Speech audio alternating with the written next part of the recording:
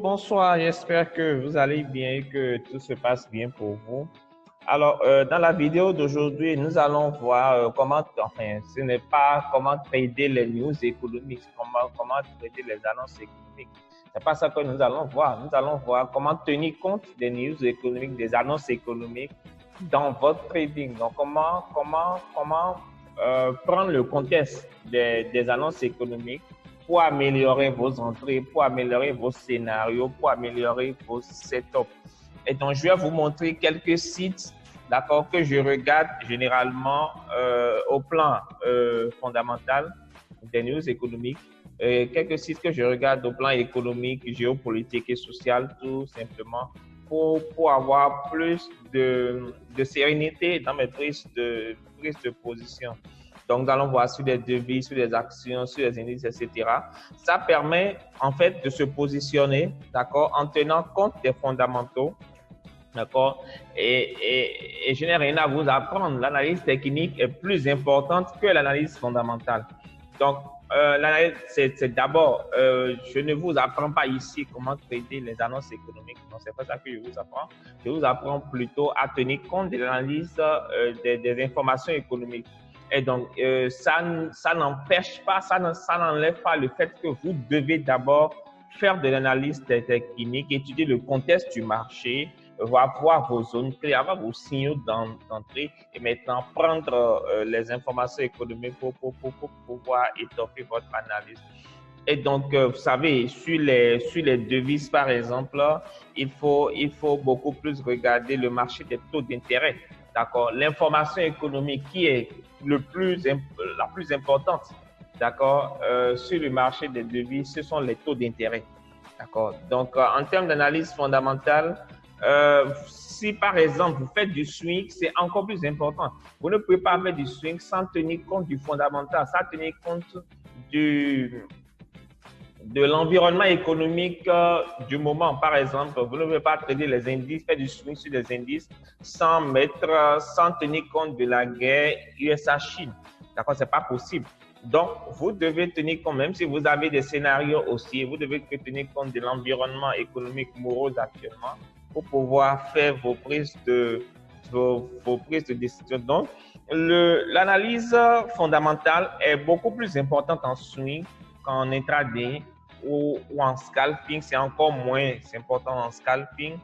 Et donc, il faut savoir se tenir compte, il faut savoir se tenir à l'écart du marché lorsqu'il y a une grosse news et que rien n'est certain, tout est incertain. Il faut savoir se tenir à l'écart du marché lorsqu'il y a une grosse news qui se pointe à l'horizon. D'accord? Et donc, je vous donne un exemple simple. Les annonces, comment on appelle ça? Les annonces positives, par exemple, sur le dollar, d'accord? Lorsque, par exemple, une annonce sort et est positive sur le dollar américain, d'accord, et que le dollar américain ne décolle pas, ça veut, normalement, lorsque l'information est positive, le dollar américain devait décoller. Et donc, si l'information est positive, si l'information est positive et que le dollar américain ne décolle pas, ça veut tout simplement dire que le dollar américain est très faible. D'accord? Est très faible, donc c'est pour ça qu'il n'arrive pas à décoller. Si à contrario ou de façon inverse, l'information est négative, d'accord, et que ça ne fait pas plonger le dollar et que le dollar monte, ça veut dire que le dollar est hyper fort. Donc, pas besoin d'être finalement un expert pour faire de l'analyse fondamentale pour suivre les informations économiques. Vous n'avez pas besoin d'être un expert, mais vous avez besoin de suivre la macro et la microéconomie, de suivre les événements internationaux, les événements politiques, les événements commerciaux.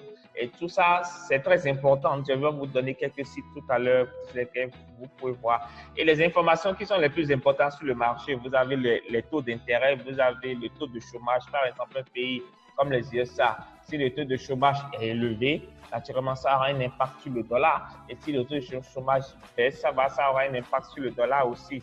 D'accord? Il faut aussi regarder les importations, les exportations, les imports et exports au sein d'un pays. Si c'est négatif, ça veut dire que le pays importe plus qu'il n'exporte. c'est pas bien ça. Il faut voir aussi l'inflation. L'inflation, c'est aussi une information à regarder. D'accord? Et donc, l'impact à court terme est toujours moins important que l'impact à long terme. L'impact à long terme sur des informations économiques, l'impact à long terme est beaucoup plus grand que l'impact à court terme. Donc, vous pouvez, alors, moi, qu'est-ce que je fais en matière de devises? J'utilise les indices des devises pour pouvoir savoir quelle est la santé de chaque devise et comment la trader. D'accord? Donc, il faut voir où se positionner. Il faut voir comment se positionner déjà par rapport à où est-ce que la paire se situe. Par exemple, vous prenez une paire, le dollar américain. L'indice du dollar américain, c'est le 10, voilà, l'indice. Si par exemple l'indice du dollar américain, le dollar américain est haussier, d'accord, et vous prenez une paire euro-USD, forcément euro-USD va baisser, d'accord, parce que l'USD, le dollar américain en deuxième position, disons que c'est en bas. Donc, ça va pousser la paire en bas. Par contre, si dans le même temps, d'accord, alors c'est ça en fait qui crée les ranges. Si par exemple le dollar est fort, d'accord, et donc naturellement l'euro-dollar va baisser. Mais si dans le même temps, une information sort et renforce l'euro dans le même temps, et le dollar et l'euro deviennent forts, du coup, on rentre dans un marché qui va consolider, d'accord? Parce que l'euro est fort, le dollar est fort, le dollar était fort, mais l'euro vient d'avoir une information qui renforce là. Donc, les deux étant forts, on va rentrer dans un marché de consolidation et vice-versa.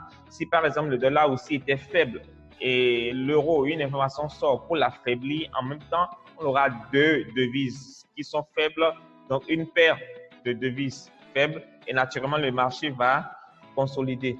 Donc, je vais vous montrer les indices à surveiller sur TradingView, les indices à surveiller et à savoir comment et savoir la force de chacun. D'accord?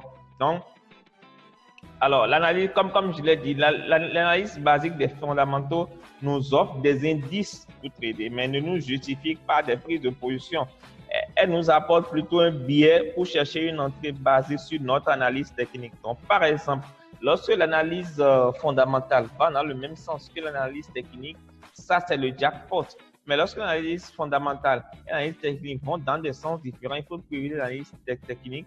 Mais moi, j'aurais conseillé de patienter, de laisser le marché passer, laisser l'information passer pour voir ce que le marché va faire pour pouvoir rentrer dedans après. Alors, nous allons voir rapidement les indices ici, par exemple, l'indice du dollar, c'est le 10. L'indice de la livre sterling, c'est B. D'accord? B ins Y, c'est pas G ins Y, c'est B ins Y. L'indice de l'euro, c'est E ins Y. L'indice du dollar néo-zélandais, c'est Z ins Y.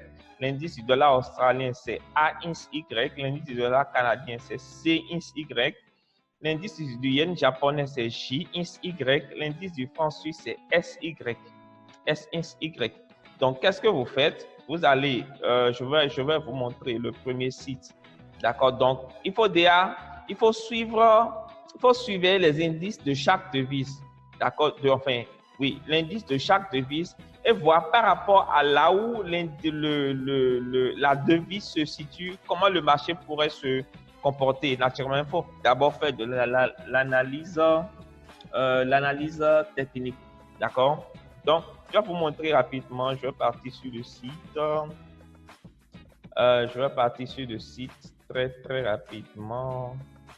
Alors, nous sommes sur le premier site qu'on appelle Finviz. D'accord? Finviz, c'est le premier site que je suivais sur les devises notamment. Donc, vous allez dessus finviz.com et vous allez sur l'onglet Forex. D'accord? Quand vous venez sur l'onglet Forex, vous avez d'abord un premier tableau des paires de devises. Ne jamais prendre position en fonction des paires. Ce n'est pas par exemple parce que vous voyez Euro GBP haussier que tout de suite vous allez prendre un signal d'achat ou parce que vous avez vu le pétrole baissier que vous allez prendre une vente sur vos graphiques. Non, c'est pas ça. Vous descendez et en bas ici, d'accord, vous avez l'indice des différentes devises. Actuellement, vous voyez que GBP est fort, d'accord, la livre sterling, elle est forte, AUD aussi est hyper forte, NZD, le dollar néo-zélandais est moins fort. Vous voyez que le franc suisse est hyper faible. Donc, qu'est-ce que vous faites? Par exemple, vous avez la livre sterling qui est assez forte. Donc, par exemple, GBP USD, d'accord, GBP USD sera probablement haussier, d'accord. GBP AUD, je pense aussi sera haussier, d'accord. Voilà, alors, si toutes les paires dans lesquelles, donc si vous voyez par exemple que la livre sterling, elle est forte, d'accord, qu'est-ce que vous allez faire? Vous irez prendre toutes les paires dans lesquelles il y a la livre sterling et vous allez les traiter, par exemple, euro GBP sera baissé naturellement, c'est baissé parce que la livre sterling, elle est forte. GBP JPY sera haussier, d'accord. Quoi encore? Voilà, GBP USD sera aussi forcément parce que le GBP est en haut. Donc, vous prenez toutes les paires liées à la GBP et vous analysez tout simplement si la livre sterling, elle est en haut parce qu'elle est forte actuellement. Donc, si la livre sterling, elle est en haut, la paire sera haussière. Si elle est en bas, la paire sera baissière. Donc, c'est le premier site que je regarde pour pouvoir prendre position, enfin, pour affiner mon analyse. Donc, qu'est-ce que je fais ici? J'ai GBP, d'accord, qui est forte. Donc, je viens par exemple sur mon graphique, d'accord. Je viens sur mon graphique, je vais faire un exemple tout à l'heure avec le dollar, l'indice du dollar. Donc, je prends par exemple GBP. Je prends par exemple GBP USD, d'accord. Je prends GBP USD, ok. Et qu'est-ce que je fais? Je prends GBP USD. Donc, j'ai mon graphique GBP USD. Qu'est-ce que je fais? J'analyse d'abord la tendance. Alors, j'ai la moyenne mobile exponentielle de 200 qui me dit qu'on est en tendance baissière. D'accord? Qu'est-ce que je fais? Je peux tracer mon petit canal rapidement pour avoir encore plus une tendance affinée. D'accord? Pour avoir encore plus une tendance affinée. OK? Donc, qu'est-ce que je fais? Alors, donc, je vais reprendre. Bon, donc, qu'est-ce que je fais? La tendance était plutôt haussière. D'accord? Donc, je tiens compte de tout ça. Je fais ça par exemple. OK? Je fais ça par exemple pour avoir ma tendance. Donc, je vois qu'on est en tendance globalement. Ici, on n'a pas vraiment encore une tendance en tenant compte de la moyenne mobile exponentielle de 200, mais par contre, on est dans un canal haussier. OK? Et qu'est-ce que je fais? Ça veut dire quoi? Or, ici, on a dit que la GBP, elle est forte. GBP est forte. Donc, GBP USD sera probablement haussier. Maintenant, je viens pour voir si j'ai des signaux d'achat. D'accord? Donc, j'ai un canal haussier. D'accord? C'est une bonne nouvelle. Je suis dans un canal haussier. Et donc, je suis sur la bonne base du canal haussier. OK? Pour pouvoir faire, je suis sur donc un bon niveau pour pouvoir acheter. Maintenant, je vais chercher si j'ai une instite ici. J'ai une instite à 2099. D'accord? Allez, disons, prenons 2100. OK? 2100 ici. OK? Donc, j'ai un niveau ici à 2100. D'accord? Donc, qu'est-ce que j'ai? J'ai un niveau à 2100 ici qui est quoi? Qui est un chiffre rond à 100 pips. D'accord? Et la bonne base de mon canal aussi. Donc, un bon niveau pour acheter. D'accord? Donc, j'ai tenu compte ici. Donc, le fondamental et le technique sont dans mes sens. Naturellement, la zone a bien rejeté le prix. J'attends la clôture de cette bougie pour entrer sur la deuxième bougie. Donc, voilà un peu comment j'analyse avec ce site ici. Par exemple, je vois que le franc suisse est hyper faible. Donc, toutes les devises, euro CHF par exemple, sera haussière parce que l'euro est en haut et le franc suisse est en bas. Le franc suisse est en deuxième position. Donc, l'euro va dicter sa loi parce qu'elle est forte. D'accord? Si le franc suisse est dans une paire où il est où il est au numérateur, forcément, la paire en question va baisser. Le deuxième site que je suis beaucoup, c'est Investing. Investing, ça donne pas mal d'informations. Il y a la version en français. D'accord, la version française. Vous avez le calendrier économique ici. Vous avez quelques informations très importantes ici. Par exemple, les tweets de Trump exacerbent la volatilité sur les marchés boursiers. Wall Street en petite hausse après les ventes au détail de Walmart. D'accord, les valeurs à suivre sur Wall Street. Donc, vous avez plein d'informations qui peuvent être super intéressantes. D'accord, donc quelles sont les implications de l'inversion des courbes des taux? D'accord, quels sont les meilleurs? Donc, vous voyez un peu l'actualité. OK, l'actualité sur le Forex. D'accord, vous cliquez par exemple actualité sur le Forex, ça va vous donner un certain nombre d'informations. Les statistiques US et la guerre commerciale maintiennent l'euro-dollar sous pression. La Chine réduit fortement ses importations d'or. D'accord, donc vous avez autant d'informations qui vont vous être utiles. Ensuite, le troisième et dernier site que je suis, c'est Bloomberg. C'est un peu plus en anglais. D'accord, c'est beaucoup plus pour l'analyse vraiment macro. D'accord, donc vous avez des informations qui défilent ici qui peuvent être super intéressantes. D'accord, si vous ne comprenez pas l'anglais, vous pouvez vous faire aider de Google Translation. C'est ça que moi je fais de temps en temps.